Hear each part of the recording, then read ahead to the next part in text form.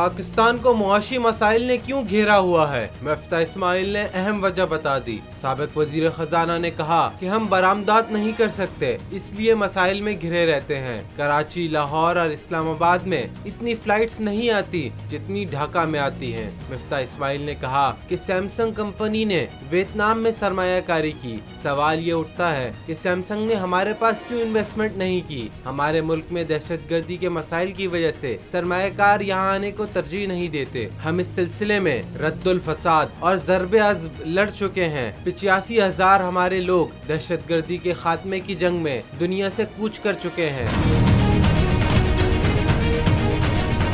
साबिक वजीर खजाना का कहना था कि यहाँ लोड शेडिंग का मसला भी है। ये लोड शेडिंग का मसला आज का नहीं, कई साल पुराना है। उनका कहना था कि पाकिस्तान में 6 करोड़ 50 लाख ऐसे बच्चे हैं जो कि स्कूल नहीं जाते। 3.5 करोड़ बच्चे ऐसे हैं जिनको हमने दुनिया के लिए तैयार नहीं किया। पाकिस्तान में 45% बच्चे मैट्रिक तक नहीं पहुँचते। इस्माइल का कहना था कि हमें एक कौम की तरह मुत्तहद हो जाना चाहिए। जब आप नौकरी की बात करते हैं तो सियासतदान हमें आपस में लड़ा देते हैं। कोशिश करनी चाहिए कि सियासतदानों को नौकरी के मौके बढ़ाने चाहिए। हर पाकिस्तानी को बिला तफरीक नौकरी मिलनी चाहिए। ये कैसे हो सकता है कि आधे बच्चों को जाहिल रख दिया जाए। पाकिस्तान के आधे बच्चे स्कूल नहीं जा रहे, हमें सोचना होगा।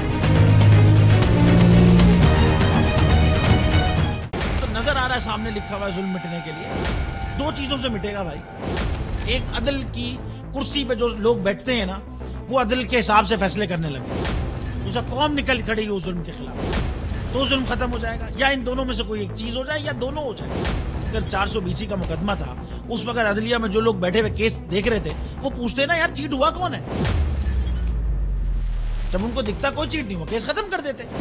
तो जालिम जुल्म कर ही नहीं पाता। 9 जजेस ने नोट बिफोर किया मेरे केस को, यार 1.5 साल चला।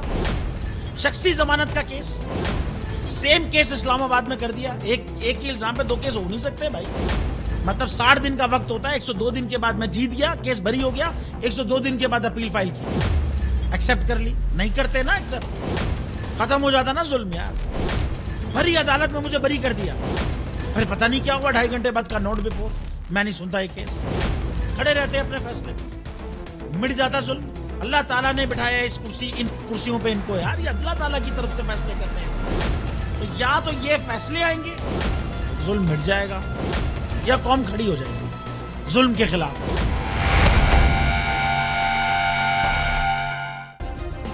सब्सक्राइब करें और बेल दबाएं ताकि कोई खबर रह न जाए।